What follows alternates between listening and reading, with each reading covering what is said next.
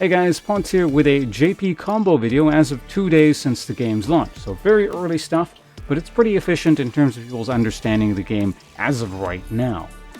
So yeah, let's start off by showing some of the common building blocks of most of the combos I'm going to show here. You know, as would be expected, combos are going to share a lot of similar elements. As characters just have moves that are good, moves that link with other ones, etc, etc.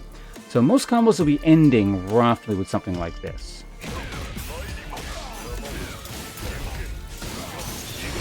And then this is like extra level 3. I'm only going to do this once probably, so we don't have to go through this animation every time. But just to give you a rough idea of damage, depending on how you start it, where it is on the screen, etc, etc, the damage should range anywhere between upper 4,000s to somewhere in the low 6,000s. But again, that means you have to use the level 3. Not all things are going to end in level 3. Oftentimes, you know, at the end of that thing, it would just end with, you know, kind of spikes and just, you sort of leave it, sort of thing. But in any case, let's do the drive impact version of that combo. Oops, I have it turned off. Yeah. You turn punish counter on, it doesn't work.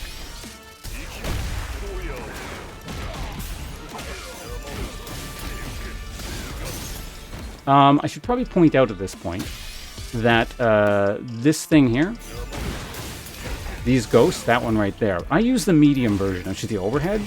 It's slower. It makes the combo actually a lot harder.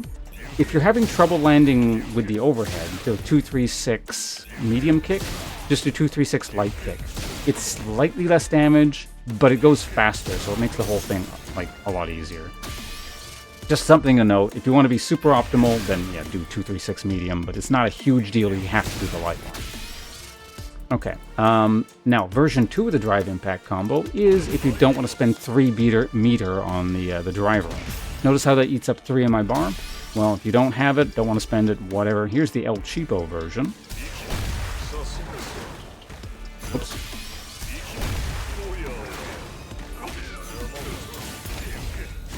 Yeah, notice, yeah, that actually, it's good. Good showcase of how the thing can flub there, the medium kick version. So we'll just do it one more time. But...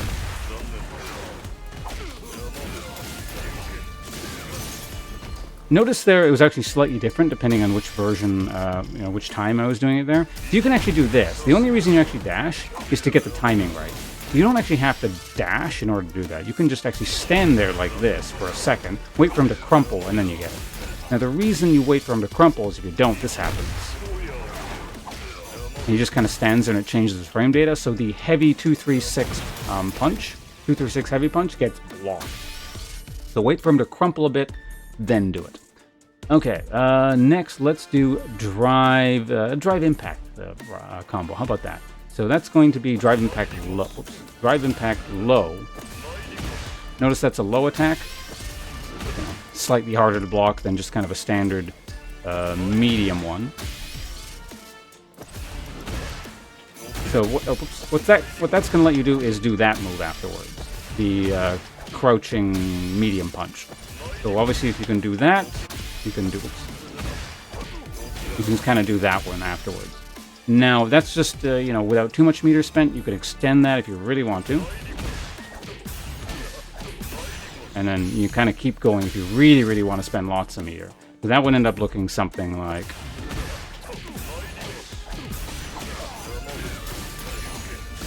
And then, you know, the usual ender thing there. We're not going to do the whole thing, but refer back to the common ending thing. So that's if you really want to get damage and put yourself in dry or burnout. But if it's going to kill the opponent, because you can obviously, you know, our common ender, remember you can do the level 3 afterwards at the very end. If you're going to kill the person, you know, if you're in burnout, it doesn't matter. So always an option.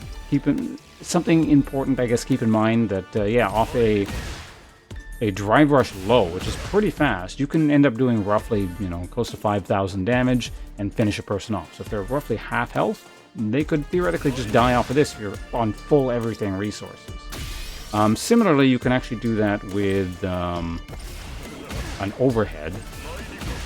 So you can do lows or overheads, and it's the same thing. Like literally the exact same thing. So anyway.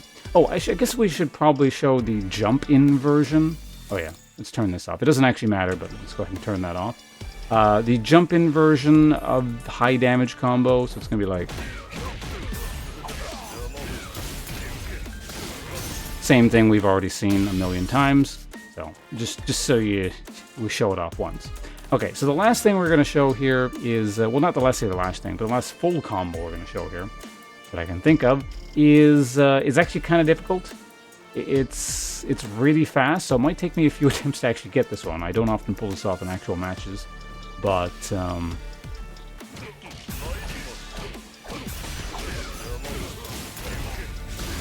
Hey, first try, there we go.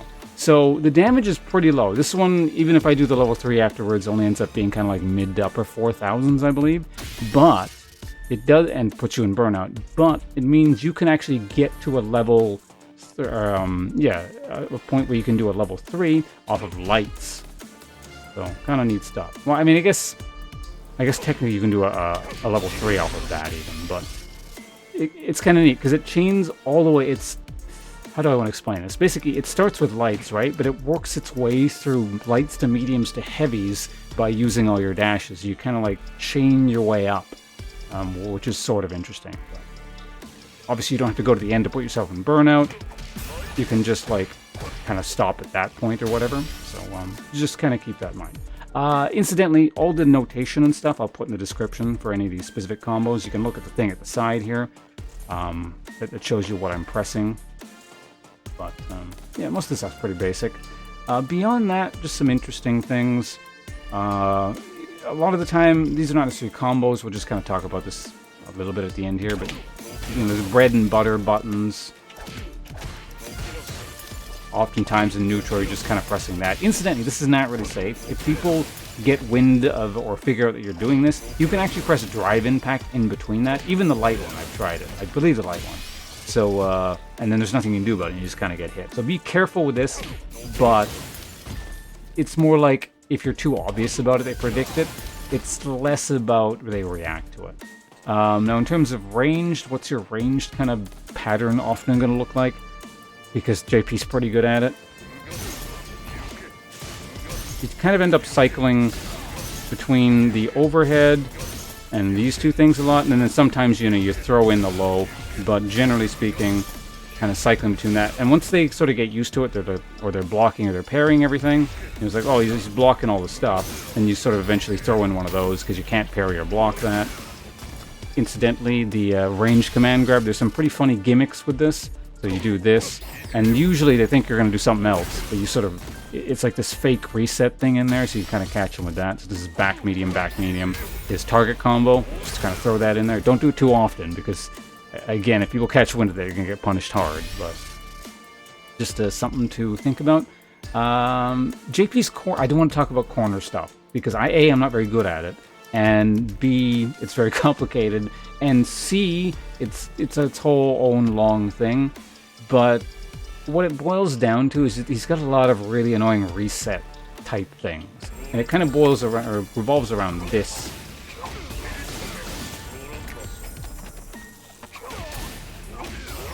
And then he just kind of does all kinds of stuff in the corner, resetting with this thing above. And sort of the key building block to this is that into grab, because then that hits in there and it sort of floats in there. You got to do it really quickly, otherwise it doesn't work. But and then you just kind of, you know, do whatever, kind of make things confusing, reset over and over again in the corners. Lots of interesting things. So I'm gonna leave it, I think, at that. There's a lot to talk about. I don't want, this video's probably already gone like way too long anyway. But that's sort of just like the basics, as of 2 days from now. I can't remember if I mentioned this. I don't think I did. But keep in mind that JP, it's really interesting. Other people do very similar combos to what I do, but they're actually slightly different in terms of the inner working parts, but they do essentially the exact same damage with the same resources used. So, yeah, it's kind of cool that people are doing things slightly different way and adding sort of more personalized parts to it. You know, things that work with them better. This is just how I discovered how to do it, and it works for me, so that's how I do it. So if you do things a different way, that's totally cool. It's probably actually very similar to what I'm doing right here. Anyway, that's JP as of 2 days in. Quick little combo video. Not the end-all be-all, and there's a lot more to it, but perhaps we'll talk about more stuff in the future if people are interested. Thanks for watching. I'll see you guys around. Goodbye.